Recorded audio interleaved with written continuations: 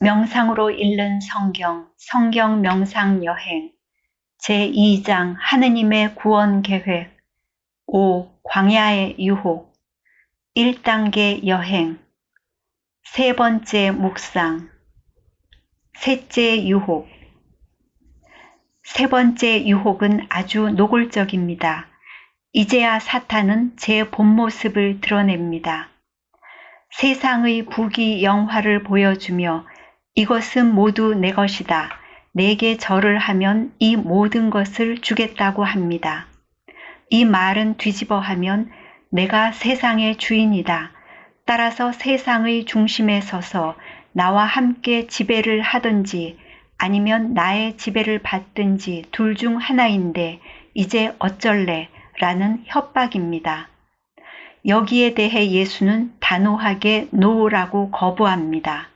그 다음은 어떻게 될까요? 그렇다면 사탄은 실력 행사를 해야겠지요. 성서는 다음 기회를 보며 사탄이 물러났다고 합니다. 이렇게 사탄이 큰 소리를 치는 데는 그만한 이유가 있습니다. 세상이 이원 상대적 가치 위에 세워졌으며 인간의 가치 편향성으로 인해 세상에서는 하느님의 법보다 사탄의 원리가 더 판을 치기 때문입니다. 이원 상대성이란 인간이 자아를 나로 의식하면서 생긴 경계를 말합니다. 자아가 인간의 중심이 되자 그로 인해 전후, 좌우, 상하라는 경계가 생겨나게 된 것입니다. 그러나 전과 후, 좌와 우, 상과 하는 서로 다른 별개의 것이 아니라 하나라는 것입니다.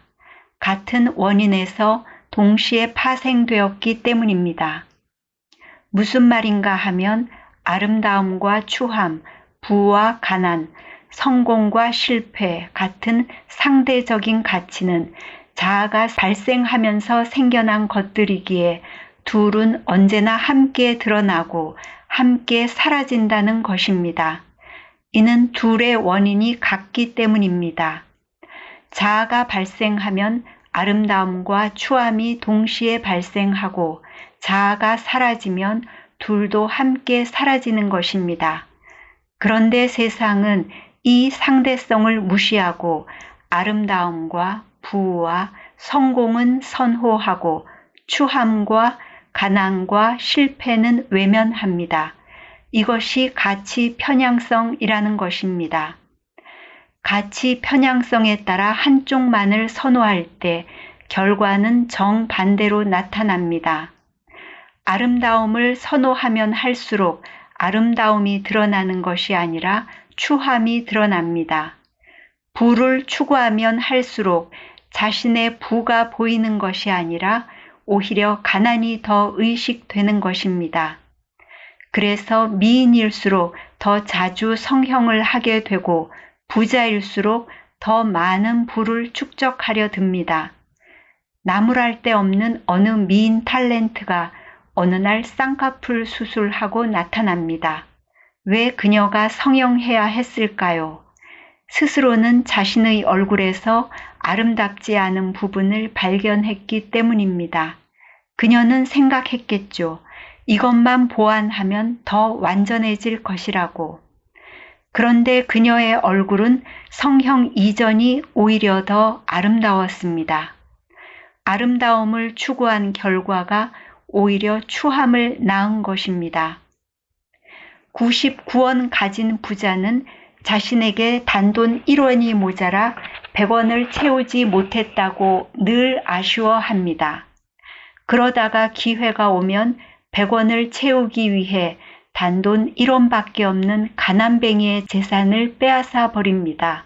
그렇게 하면서 겨우 1원 잃고서 뭘 그래? 라며 남의 아픔은 전혀 느끼지 못하는 것입니다. 잘 살기 위해 공장을 짓지만 그로 인해 환경공해라는 감추어진 것이 나중에야 드러납니다. 그러나 공장을 지을 그 당시에는 감추어진 면이 드러나지 않습니다. 나중에 가서야 감추어진 것이 드러나고 공장을 지어 번 돈의 몇 배, 아니 몇십 배의 돈을 환경을 되살리는데 쏟아붓게 됩니다. 세상적 가치는 마치 신기루와 같습니다. 보기에는 있는 것 같은데 그것을 가질 수는 없기 때문입니다. 이처럼 아무리 추구해도 충족되지 않는 가치가 바로 세상의 가치라는 것입니다. 추구하면 할수록 그 반대적인 것이 드러나는 가치 편향성 때문입니다. 그러나 사람들은 세상이 만들어 놓은 가치를 선망하고 그것을 차지하지 못해 안달합니다.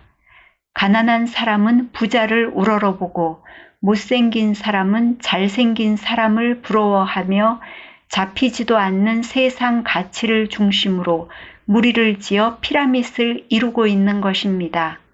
이것이 세상이라는 바벨탑입니다. 세상에 살면서 세속적 원리대로 살지 않는다면 소위 왕따를 당해 세상으로부터 소외되고 도태될 것입니다. 세상 바깥으로 밀려나는 수모와 박해를 감내하며 살아야 하는 것입니다. 이런 사정을 안다면 우리는 예수의 대답을 듣는 순간 경악할 것입니다. 이 좋은 기회를 왜 놓치느냐고 펄쩍 뛰는 사람이 있을지도 모르겠습니다. 마치 예수가 자신의 죽음을 예고하자 그래서는 안 된다고 펄쩍 뛰던 베드로처럼 행동하게 될지도 모르겠습니다. 그럼에도 불구하고 예수는 노라고 단호히 거부합니다. 그리스도를 따르려는 우리는 그리스도와 똑같은 운명에 처하게 될 것입니다. 세상으로부터 버림받고 소외되는 운명의 길에 들어섰다는 것입니다.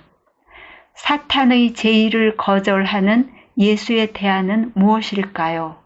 대안도 없이 세상 속에서 박해받으며 평생을 가난에 허덕이며 살아가려면 그것이 어디 구원이겠습니까?